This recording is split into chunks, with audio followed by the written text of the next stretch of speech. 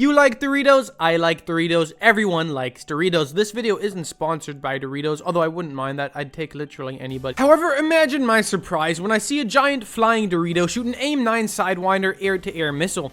That's when I realized it wasn't a Dorito. It was IKEA's supersonic multi-role fighter aircraft, the Gripen. That's right, ladies and gentlemen. Today we're gonna talk about Sweden's weird but cool looking fighter jets. So let's start at the beginning with the most triangle one of all, the Saab 35 Draken. So the Draken was supposed to be a high altitude interceptor, meaning it had a maximum altitude of 20,000 meters. What the fuck? And a top speed of about Mach 2.3. Now at the time, a design with a double delta wing configuration such as the Draken had was basically unknown technology. I think it's pronounced Draken. It's actually pronounced Draken. However, after some challenges with the airframe, the engineers at Saab kinda figured it out. Let's go. And accidentally made an unbelievably maneuverable plane that could hold its own in a dogfight instead of just an interceptor. This became further clear when you consider the fact that the J-35 was the first jet to do the Cobra maneuver, or how the Swedish called it, a kort parad, which means short parry. Now comes the Draken's predecessor.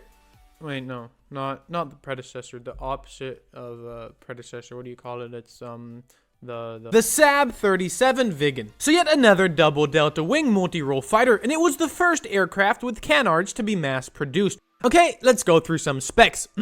Top speed is Mach 2.1, maximum altitude is 18 kilometers. It has a single Volvo RM8 turbofan engine that was basically a modified variant of the Pratt & Whitney JT8D. It has a rate of climb of 203 meters per second, and it's 16.4 meters long.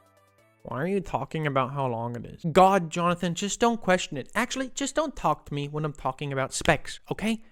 God. Now comes the Biggie Diggy, the Newy Dooey, the Loppy Poppy, the Doopy Noopy, the Saab Jazz 39 Gripen. Okay, so like the other two jets, the Gripen was designed to be able to operate on short airstrips and not need a lot of maintenance. Also, it was a multi-role fighter. That's also what the Jazz stands for. No, Jonathan, not that. The J stands for air-to-air capability, the A stands for air-to-ground, and the S stands for reconnaissance. However, unlike the other two, the Gripen doesn't have a double delta wing configuration. It has normal 45-degree swept delta wings with canards that provide generous lift.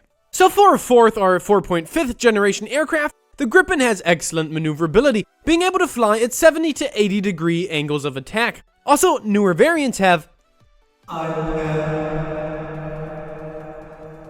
Okay, so I hope you enjoyed the video. In case you haven't noticed, I've decided to focus on aviation videos for the time being until my channel gets a little bit bigger. So if you're not necessarily interested in aviation but still kind of like my style of video, I am of the humble opinion that you should still subscribe and perchance even leave a like, and perchance leave a comment because I do read them. Also, I wanted to say that I'm thinking of doing a Patreon and making channel memberships, so if you think that's something you'd be interested in, also make sure to leave a comment telling me how good of an idea you think it is.